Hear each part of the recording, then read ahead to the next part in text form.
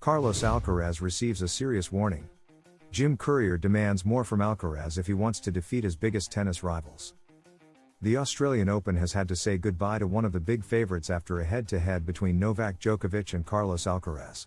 Noel managed to overcome some physical discomfort and relied on his experience to secure a victory, forcing the Spaniard to bid farewell to the tournament that marks the first Grand Slam of the season.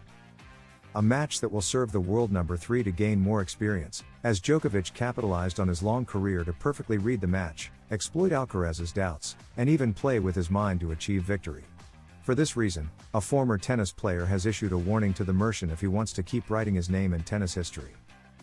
Jim Courier demands more from Alcaraz. Jim Courier, a former tennis player and 4-time Grand Slam winner, analyzed this match, which felt like an early final, on Eurosport. His message is clear: Carlos Alcaraz needs to deliver better tennis if he wants to become a legend in this sport. I would like to see more solidity from Alcaraz. He has the ability to dazzle us with the unexpected, but a bit more structure against all opponents will make him a more consistent player, said the American, affirming that the Spaniard still has much to work on to defeat his biggest rivals. I would say his best day is probably the best day of anyone, but his worst day is a level below Novak and Sinner, and that's what he needs to improve. He can't play normal tennis and beat Novak, warns the former world number 1. However, he believes this comes with experience, and at just 21 years old, the world number 3 has plenty of time to make his mark in tennis. He doesn't have as much experience as Novak, but Novak didn't have it at his age either. These tough lessons teach him to navigate these situations. They are lessons he will learn, and we hope they make him a better player, Courier concluded, making it clear that this defeat will only strengthen Alcaraz. Alcaraz breaks his silence after the defeat against Djokovic. Alcaraz himself acknowledges that he made mistakes, and that failing to deliver a decisive blow to Djokovic when he seemed most vulnerable gave the Serbian the upper hand in the match. Honestly, I felt like I was in control of the match, but I let him back in. That was the biggest mistake I made. Then he pushed me to the limit, and I couldn't do anything. I had to play better in the second set to push him to the limit, but I didn't, he explained in a press conference after the match ended. Now, with a cooler head, the player from El Palmar has spoken about his defeat and departure from Australia. I fought until the end, but it wasn't meant to be. Congratulations, Djokovic, on winning this great battle yesterday. See you next year, Melbourne. Thanks for the support, Carlitos posted on his social media. Sinner praises the clash between Alcaraz and Djokovic in Australia. It's the best rivalry we have now. The Italian tennis player will face Ben Shelton in the Australian Open semifinals. Jannik Sinner has qualified for the Australian Open semifinals after defeating host Alex de Minaur in a very comfortable match for the current world number 1.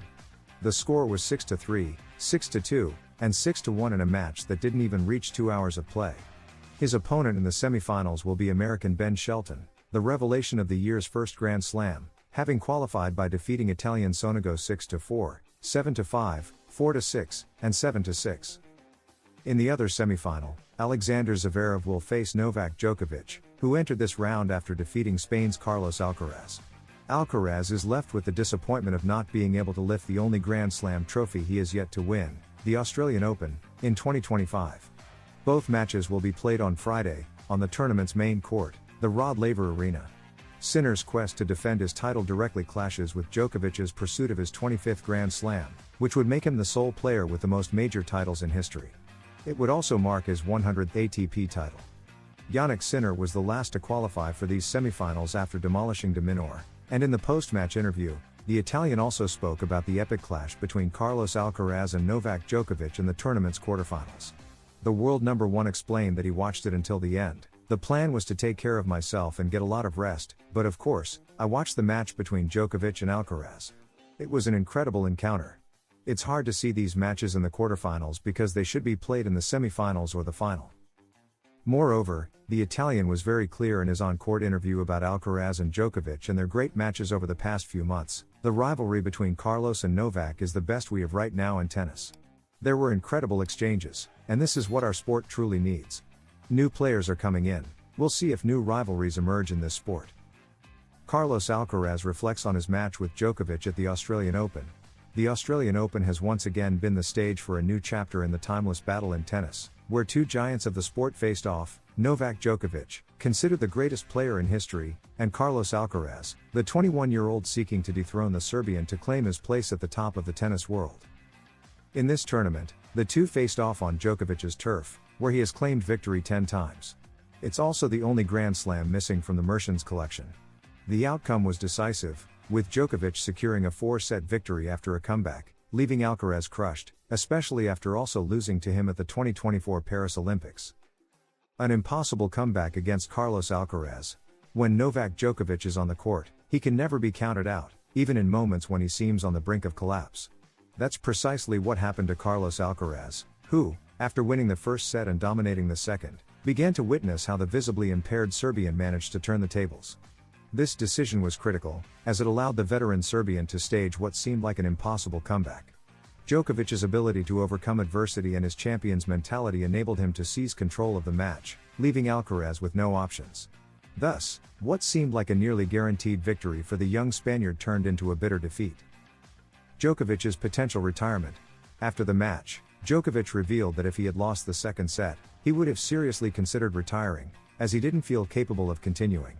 However, Alcaraz does not seem to share that view, expressing doubts during the post-match press conference, noting that he doesn't believe his rival's claims.